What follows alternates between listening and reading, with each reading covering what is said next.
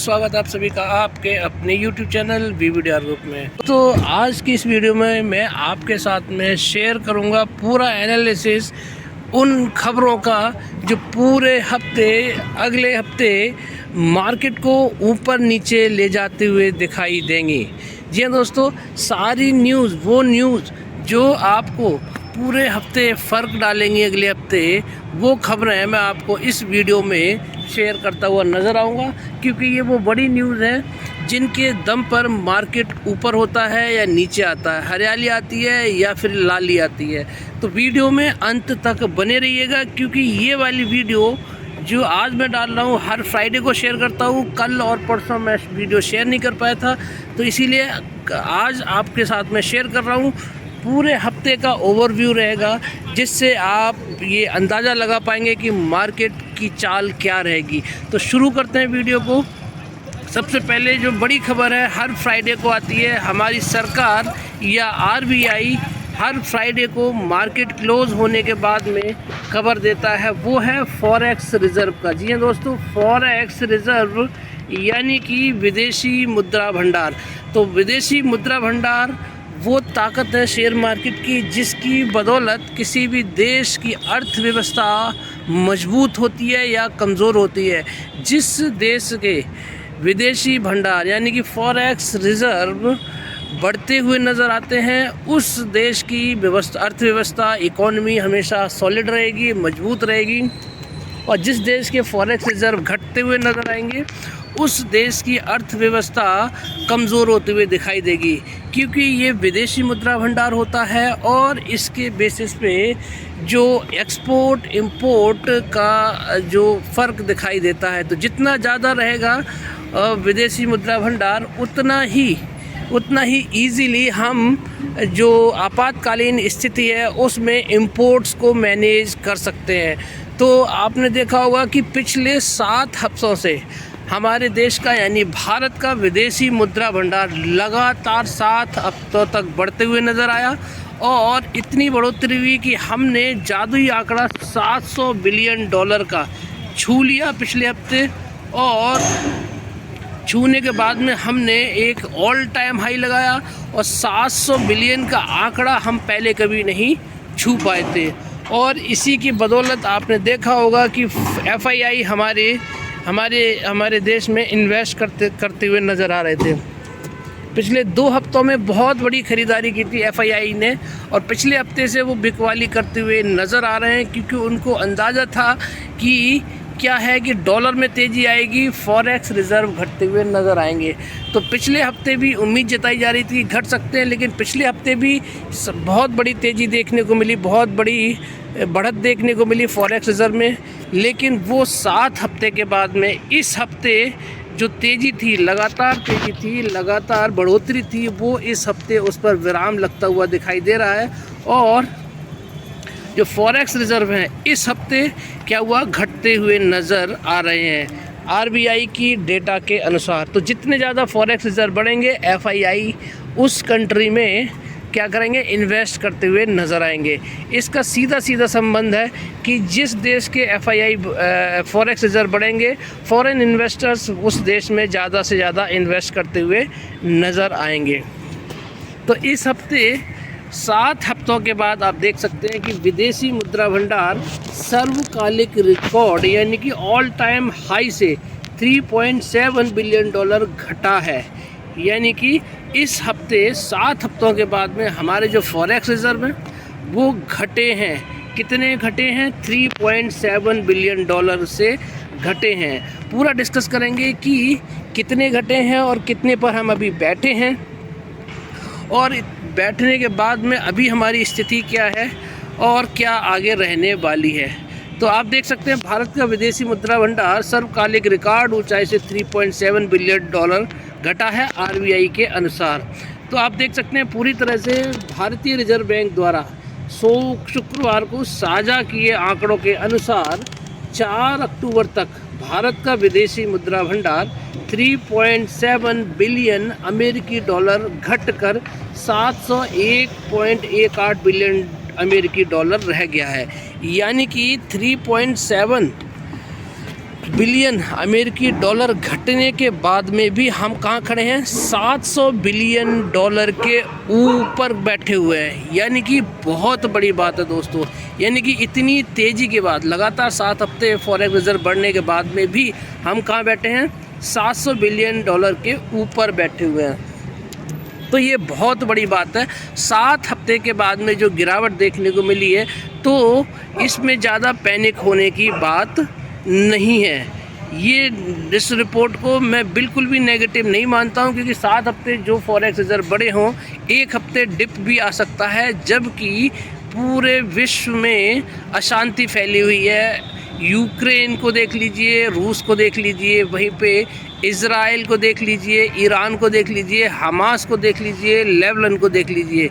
Lebanon में कितना हाहाकार मचा हुआ है, इसके बावजूद भी हम लोगों ने लगातार 7 हफ्ते तक बढ़त की है। तो यानी कि संभावनाएं पूरी है, हमारे देश में पूरा पोटेंशियल है, तो घबराने की कोई बात भी नहीं है।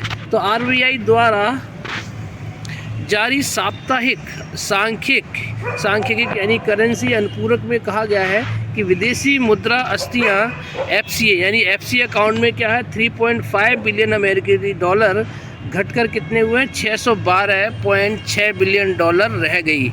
यानी कि जो हमारी करेंसी है, एफसीए अकाउंट है, उसमें गिरावट हुई है मेन कितनी? 303.51 बिलियन अमेरिकी डॉलर घटने के बाद कहाँ रह गया है? 612.6 बिलियन डॉलर एफसीए अकाउंट।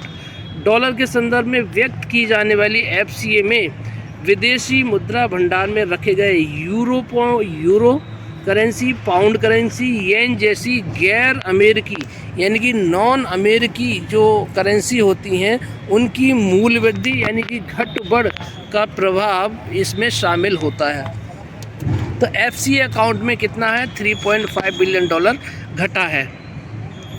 वहीं पे देखेंगे आरबीआई के अनुसार स्वर्ण यानी कि गोल्ड रिजर्व्स जो होते हैं, उसमें 40 मिलियन अमेरिकी डॉलर घटकर कितना आ गया? 65.76 बिलियन डॉलर अमेरिकी रह गया है।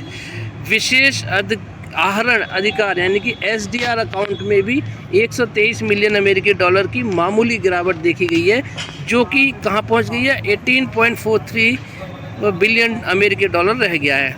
आईएमएफ में जो हमारी पोजीशन बनाती है आरबीआई, उसमें क्या है? 35 मिलियन अमेरिकी डॉलर घटकर उसमें क्या है? आईएमएफ में क्या है? पोजीशन घटाई है आरबीआई ने, और वो कितना रह गया? 4.35 बिलियन अमेरिकी डॉलर। ध्यान देने वाली बात यह है कि आरबीआई समय समय पर तरलता प्रबंधन के माध्यम से बाजार में हस्तक्षेप करता रहता है, जिससे डॉलर की बिक्री भी शामिल है। यानी कि आरबीआई हमारा इंटरवीन करता रहता है, जिससे कि तरलता यानी कि वॉलेटिलिटी जो होती है, किसकी वॉलेटिलिटी? रुपए की वॉलेटिलिटी को मैनेज किया जा सके, यानी कि रुपए को गिरावट से रोका जा सके और डॉलर में ब्रेक लगाया जाए, क्योंकि डॉलर जितना ऊपर जाएगा उतनी ही हमारी इंडियन करेंसी कमज़ोर होती हुई दिखाई देगी।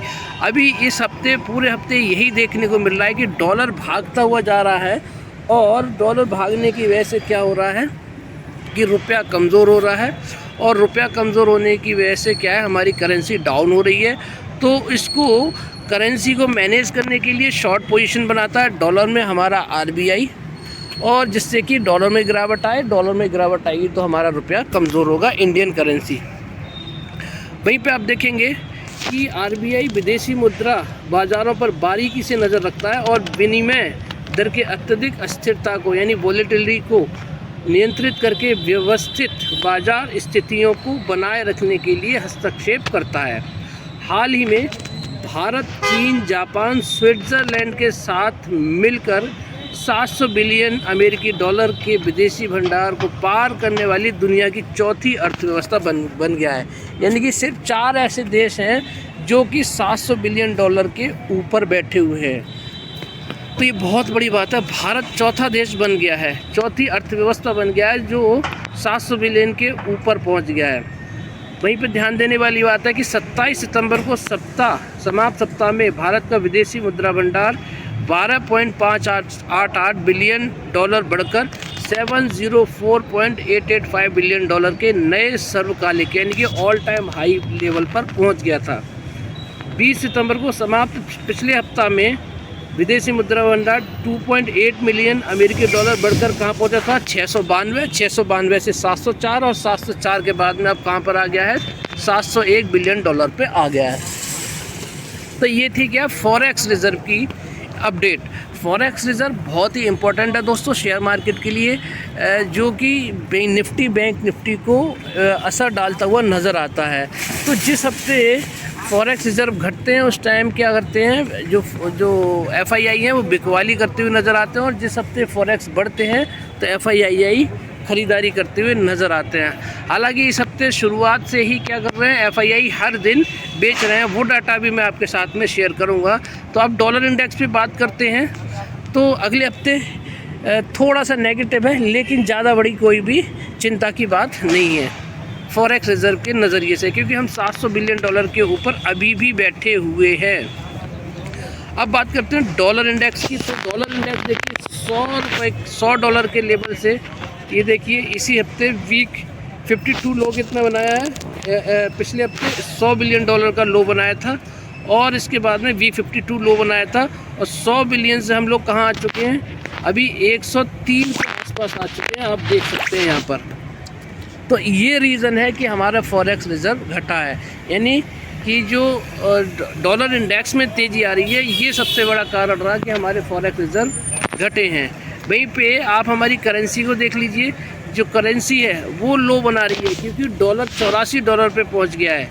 कहाँ पहुंच गया है? $84 पे, यानी कि जो 83.5 से नीचे चला गया था वो अब कहाँ पहुंच गया है? $84 पे पहुंच गया है, जिसकी वजह से क्या हुआ है, लो बनता हुआ नज़र आ रहा है। वहीं पे अगर हम डॉलर का देखेंगे पूरा मूवमेंट, तो आप देखेंगे फ्राइडे को जो रेंज रही है 84.128 की रेंज रही है, और यही वीक 52 हाई है। यानी कि इस दिन फ्राइडे को क्या रहा है कि हमारी करेंसी ने सर्वकालिक लो बनाया है, और अगर आप देखेंगे तो जो लो बनाया था वो कितना, डे का लो कितना है 83.903, और हाई कितना बनाया है 84.128, और यही ऑल टाइम लो भी हो गया वीक 52 लो हो गया हमारी करेंसी का, और डॉलर का वीक 52 हाई हो गया। तो यहाँ से नेगेटिव न्यूज़ आई है। ये क्यों आई है? क्योंकि युद्ध चल रहा है किसमें, इज़राइल और ईरान में, लेबनान में, हमास में। इसकी वजह से क्या है, प्रेशर आया है, और प्रेशर आने की वजह से डॉलर में तेज़ी आई है, और हमारी इंडियन करेंसी कमज़ोर हुई है। वहीं पे अब हम बात कर लेते हैं कि इज़राइल और ईरान में क्या चल रहा है। तो इज़राइल और ईरान की न्यूज़ देख लेते हैं हम। ये जो न्यूज़ है इज़राइल और ईरान की, ये पूरे हफ्ते, अगले हफ्ते भी असर डालते हुए नज़र आ सकती है हमारी शेयर मार्केट पे। तो आप देख सकते हैं heavy cyber attack hit nuclear facilities, pagers and walkie talkie band. यानी कि जो इज़राइल और ईरान की न्यूज़ में हम देख रहे हैं कि साइबर अटैक हुआ है, किस पर? ईरान पर क्या हुआ है, साइबर अटैक हुआ है, जिसकी वजह से क्या है, उसके जो न्यूक्लियर फैसिलिटीज़ है उस पर फ़र्क पड़ता हुआ नज़र आ रहा है। पेजर्स और वॉकी टॉकी पर बैन कर दिया है। तो यानी कि अभी क्या है, एक तो लड़ाई हो रही है गोलीबारी की, बॉम्ब्स की, आपकी मिसाइल्स की, लेकिन ये दूसरी तरह का है जिसमें क्या है, नेटवर्क पे अटैक किया गया है। तो नेटवर्क पे अटैक करने से क्या हुआ है, इज़राइल को संभावित है कि इज़राइल का ही नाम इसमें आएगा। तो ईरान के जो साइबर पर अटैक किया गया, जिसकी वजह से वहाँ के नेटवर्क पे आपका न्यूक्लियर फैसिलिटीज़ हैं, ठीक है, और जितनी भी वहाँ पर जो नेटवर्क रिलेटेड चीज़ें होती है उसको हैक करने का भी बोल सकते हैं, अटैक कर दिया गया है, जिससे कि वहाँ की चीज़ें प्रभावित हो रही हैं। अब ये सबसे बड़ा अटैक है आपका, क्योंकि वहाँ की सेवाएं ही जब बाधित हो जाएंगी तो क्या होगा, सब कुछ ठप हो जाएगा, रुक जाएगा। तो जब ये साइबर अटैक हुआ है तो इज़राइल, क्योंकि इज़राइल ने अभी अटैक नहीं किया है ईरान पे, बदला नहीं लिया है, और इज़राइल चुप रहने वाले देशों में से बिल्कुल भी नहीं है। तो हो सकता है कि साइबर अटैक के ज़रिए इज़राइल ईरान को व्यस्त करना चाहता है, बिज़ी करना चाहता है, कंफ्यूज करना चाहता है, और उसके बाद में वो अटैक कर दे। ऐसी कोई बड़ी बात नहीं है कि वो इसको अटैक करने के लिए दूसरी चीज़ों में उलझाना चाहता है। चलिए अगली खबर की तरफ चल देते हैं। Israel Iran war live updates. Nicaragua breaks diplomatic ties with Tel Aviv. Hezbollah Israel battle in southern Lebanon rages on. यानी कि इसका असर क्या देखने को मिल रहा है कि जो निकारागुआ है, निकारागुआ ने क्या किया, अपना डिप्लोमेटिक टाई तोड़ दिया है, संबंध तोड़ दिए हैं तेल अवीव के साथ में। तो आप क्या देख सकते हैं यहाँ पर कि as Israel continued its offensive against Gaza के विरुद्ध जो उसका लगातार युद्ध जारी है, तो उसमें क्या है, लगभग 61 पैलेस्टीनियंस क्या हुए हैं, मारे जा चुके हैं। Across Gaza strip were killed on Friday. यानी कि उसकी वजह से, उसकी कार्रवाई की वजह से, उसके अटैक की वजह से 61 पैलेस्टीनियन क्या हुए हैं, वो क्या हैं, मारे गए हैं। इसकी वजह से क्या असर पड़ा, उसने अपने करार तोड़ दिए हैं, किससे, तेल अवीव से, इजराइल से। तो आप पूरी खबर यहाँ पढ़ सकते हैं। Calling Israel fascist genocidal over it's attack on Palestinian territories. Nicaragua, इस अटैक की वजह से निकारागुआ ने क्या किया, अपने डिप्लोमेटिक टाई तोड़ दिए हैं, किससे, बेंजामिन नेतन्याहू के। आप देख सकते हैं कि बेंजामिन नेतन्याहू से उन्होंने इजराइल से, अपने इजराइल सरकार से टाई अप तोड़ दिया है। ये न्यूज़ एजेंसी रॉयटर्स के अनुसार ये खबर बताई गई है सूत्रों के हवाले से। तो Nicaragua's Congress had earlier on Friday passed a resolution seeking to take action to coincide with the one-year Israel-Hamas war. The conflict, Nicaraguan government said, now also extend against Lebanon and gravely threaten Syria, Yemen and Iran. तो यानी कि ये उन्होंने करार तोड़ दिया है, क्योंकि ये अटैक लगातार बढ़ते जा रहे हैं। इसी की वजह से क्या हो रहा है कि उन्होंने अपना करार ख़त्म कर दिया है। चलिए आगे बढ़ते हैं। देख सकते हैं कि इजराइल पर हिजबुल्लाह का बड़ा हमला, दागे ताबड़तोड़ 40 से ज़्यादा रॉकेट, बजने लगे सायरन। यानी कि कहीं से भी शांति का प्रस्ताव कहीं से भी आते हुए दिखाई नहीं दे रहा है। इधर से इजराइल मानने को तैयार नहीं है, उधर से हिजबुल्लाह भी मानने को तैयार नहीं है। और इजराइल पर देखिए फिर से हिजबुल्लाह ने भी क्या किया, हमला कर दिया है। 40 से ज़्यादा रॉकेट दाग दिए हैं किस पर, इजराइल पर। तो युद्ध रुकने का कहीं पे भी नाम नहीं ले रहा है। इजराइल और ईरान के बीच लगातार हमले जारी हैं। हिजबुल्लाह का कहना है कि उसने आज इजरायली ठिकानों पर अपने 7वें हमले में हाइफा के दक्षिण में हथियार बनाने वाली इजरायली सैन्य अड्डे को निशाना बनाने के लिए मिसाइलों का इस्तेमाल किया है। उसने कहा कि हमला सुबह 6 बजे 3 बजे GMT हुआ। उसने ये भी कहा कि उसने लेबनान सीमा के पास इजरायली सैनिकों को निशाना बनाने के लिए तोपखाने के गोले का भी इस्तेमाल किया। रामिया साइट की ओर एक निर्देशित मिसाइल भेजी और इजरायली ठिकानों पर कई रॉकेट दागे। तो रुकने का नाम नहीं ले रही है, जिसका असर शेयर मार्केट पे भी देखने को पड़ता हुआ नज़र मिलेगा। तो ये थी दूसरी खबर। तीसरी खबर मैंने आपको बता दी। पहली मैंने आपको बताई फॉरेक्स रिजर्व की, दूसरा डॉलर इंडेक्स की, डॉलर की, और तीसरा FII का क्या मूड चल रहा है, FII DII का। DII लगातार ख़रीदारी कर रहे हैं, 3730 करोड़ की ख़रीदारी की है। वहीं पर FII लगातार बिकवाली कर रहे हैं, 4162 करोड़ की ख़रीदारी करके गए हैं। तो इधर आप देख सकते हैं कि दोनों का नेट क्या निकल के आ रहा है, 432 करोड़ का, 432 करोड़ की क्या रही है, नेट सेलिंग निकल के आ रही है। तो ये हल्का फुल्का ये भी नेगेटिव देखने को मिल रहा है। तो यानी कि FII लगातार बिकवाली करते जा रहे हैं और फॉरेक्स रिजर्व घट कर आया है। तो हो सकता है कि अगले हफ्ते फिर से बिकवाली करते हुए नज़र आएँ। तो यहाँ से भी कोई भी एक पॉजिटिव न्यूज़ देखने को नहीं मिल रही है। मैं आपको फिर बता दूँ कि हमारे भारत में कोई भी दिक्कत नहीं है, सिर्फ ग्लोबल क्यूज़ की वजह से, ग्लोबल टेंशन की वजह से मार्केट में प्रेशर देखने को मिलता हुआ नज़र मिल रहा है। अब बात करते हैं बॉन्ड मार्केट की। तो बॉन्ड मार्केट में देखिए कोई भी फ्लैट नज़र आ रहा है, कोई भी नेगेटिव पॉजिटिव यहाँ देखने को ज़्यादा बड़ा देखने को नहीं मिल रहा है। हल्का फुल्का अगर आप देखेंगे तो 2 ईयर बॉन्ड यील्ड है अमेरिका का, उसमें हल्की सी तेज़ी देखने को मिल रही है। वहीं पे अगर आप देखेंगे इंडिया का 10 ईयर 2 ईयर, यहाँ से भी कोई बड़ी चिंता की बात नहीं है। अब बात करते हैं क्रिप्टो करेंसी। सैटरडे संडे को यानी कि वीकेंड पर सभी मार्केट बंद रहते हैं, लेकिन एक मार्केट है क्रिप्टो करेंसी की जो कि ओपन रहती है। तो अगर यहाँ पर देखेंगे तो यहाँ पे बढ़िया तेज़ी देखने को मिल रही है, कोई टेंशन की बात नहीं है। यहाँ से सब कुछ ठीक ठाक देखने को मिल रहा है। और आप डॉलर देखेंगे, जो बिटकॉइन है, बिटकॉइन को अगर आप देख लीजिए तो बिटकॉइन भी 60,000 के ऊपर रिकवरी करके 63,000 पे आ चुका है। तो यहाँ से हमें पॉजिटिव न्यूज़ देखने को मिल रही है। वहीं पे कमोडिटी मार्केट में देखेंगे तो गोल्ड में तेज़ी देखने को मिल रही है, सिल्वर में देख लीजिए, कॉपर में देख लीजिए, यहाँ पर भी तेज़ी देखने को मिल रही है। वहीं पे क्रूड ऑयल में हल्की फुल्की गिरावट के साथ में क्रूड ऑयल ब्रेंट ऑयल हल्की फुल्की गिरावट के साथ में बंद होता हुआ दिखाई दिया है फ्राइडे को। तो यहाँ से भी कोई हमें ज़्यादा बड़ी टेंशन देखने को नहीं मिल रही है। अब बात करते हैं कि हमारे जो इंडेक्स है वो कहाँ कहाँ बंद हुए हैं। तो वहीं पे देखेंगे गिफ्ट निफ्टी को तो 25,073 पे बंद हुआ है। और वहीं पे अगर आप देखेंगे तो निफ्टी इंडेक्स कहाँ बंद हुआ है, 24,964 पे। तो अगर आप देखेंगे तो 100 पॉइंट का लगभग गैप देखने को मिल रहा है ऊपर की तरफ गिफ्ट निफ्टी में। तो इसके हिसाब से देखा जाए तो गैप अप बनना चाहिए।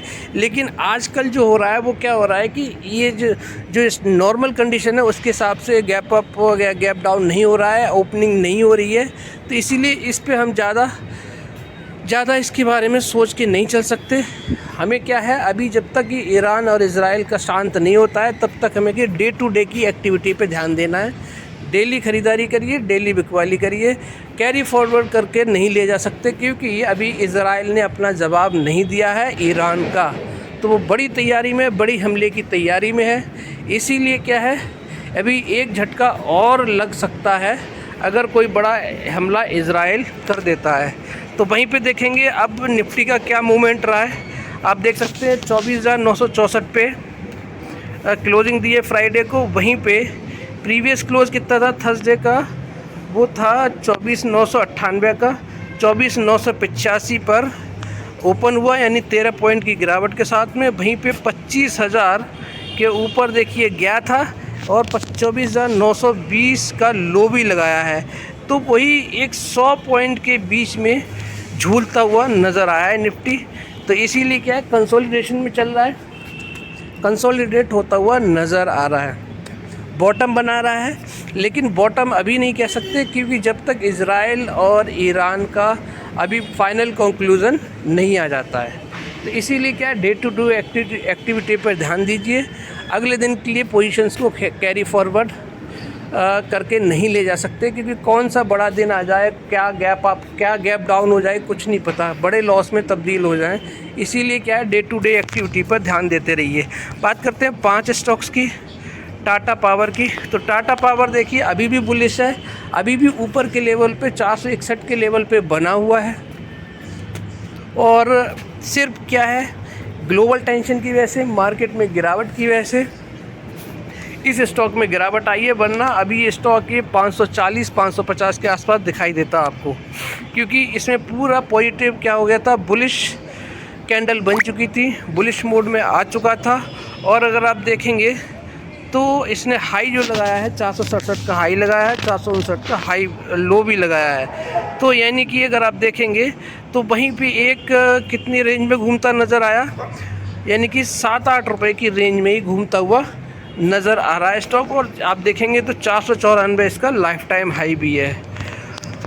अब इसका चार्ट देख लीजिए, चार्ट में क्या है, अभी भी बुलिश है, अभी भी इस कैंडल लाइन के ऊपर ये बना हुआ है 400, यानी कि जो मैंने जो कैंडल लाइन शुरू से खींची हुई है तब से लेके अब तक क्या है, इसी के ऊपर है। अगर मार्केट में पॉजिटिविटी आ जाती है तो स्टॉक बहुत जल्दी आपको एक बड़ी तेज़ी आपको इस स्टॉक में भी देखने को मिल सकती है, क्योंकि स्टॉक में कोई भी कमी नहीं है, बहुत ही फंडामेंटली स्ट्रॉन्ग स्टॉक है।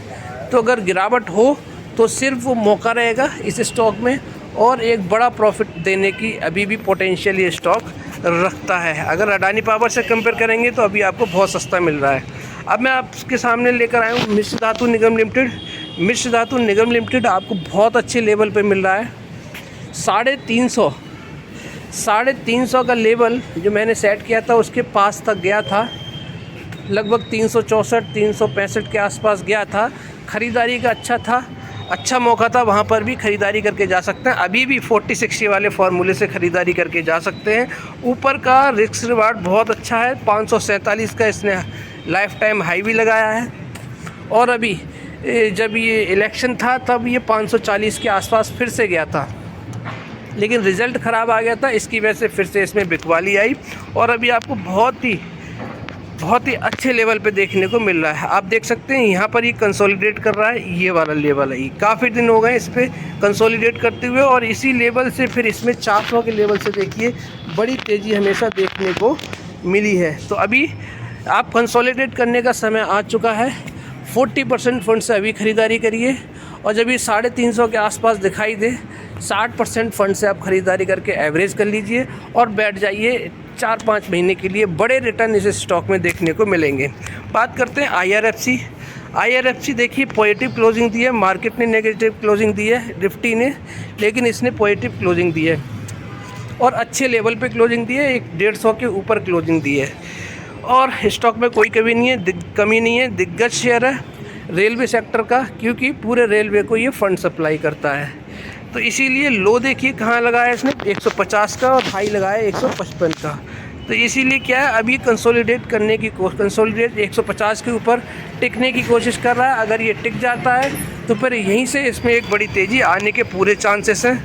ये आप देख सकते हैं कि ये देखिए यहीं पे इसके चांसेस हैं। ये देखिए ये मैंने लोअर बैंड इसका बनाया हुआ है 150 रुपये का ही, तो इसके ऊपर ही बना हुआ है। तो अगर 146 पे गया था वैसे ये, तो 146 पे भी ख़रीदारी कर लेते तो बहुत एक अच्छा लेवल था वो।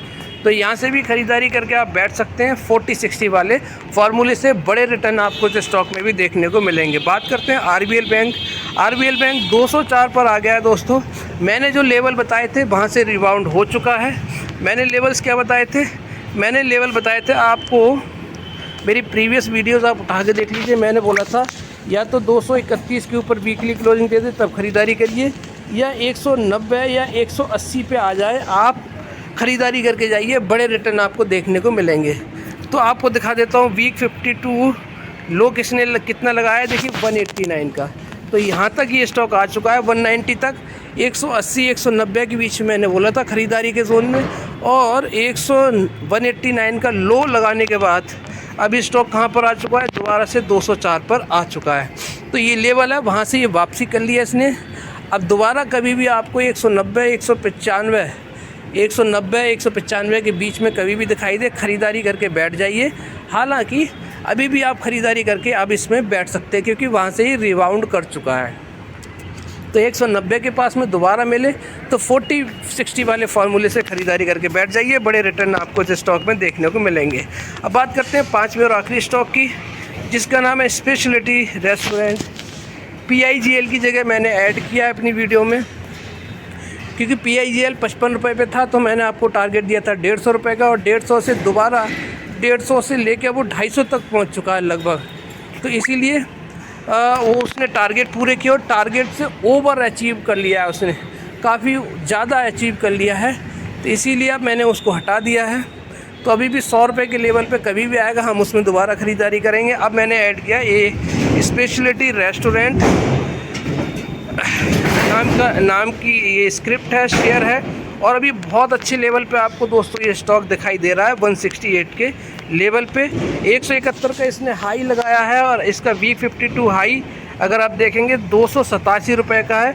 ऊपर का पोटेंशियल बहुत ज़्यादा है इसमें, ऊपर का पोटेंशियल बहुत ज़्यादा है। 168 यानी कि 100 रुपये से ज़्यादा का पोटेंशियल इसमें है इस स्टॉक में ऊपर जाने का। कितना भी 168 है, लगभग 60, 70, 80, 119 रुपये ऊपर जाने का ये दम रखता है। और मैंने ये क्यों लिया है दोस्तों, क्योंकि अपनी ये बॉटम पे जहाँ से इसने तेज़ी पकड़ी थी, जहाँ से इस स्टॉक ने तेज़ी पकड़ी थी, इसने नई ऊंचाइयों को छुआ था, उसी लेवल पे आके ये फिर से टिका हुआ है। तो इसीलिए क्या है ये सबसे बेस्ट स्टॉक है ख़रीदारी करने का। और यहाँ से देखिए, यहीं से इसने तेज़ी पकड़ी है, ये वाला लेवल, और इसके बाद में देखिए कहाँ तक गया है, 200 के आसपास तक गया है, 198 तक गया है। और उसके बाद में फिर मार्केट नेगेटिव हो गया, फिर इसके बाद में वहीं पे आ गया और वहीं पे अभी कंसोलिडेट करता हुआ नज़र आ रहा है। और यहीं से देखिए इसने ये इसका रेजिस्टेंस था, फिर इसने टेस्ट किया, फिर इसके बाद में तेज़ी पकड़ी है इसने।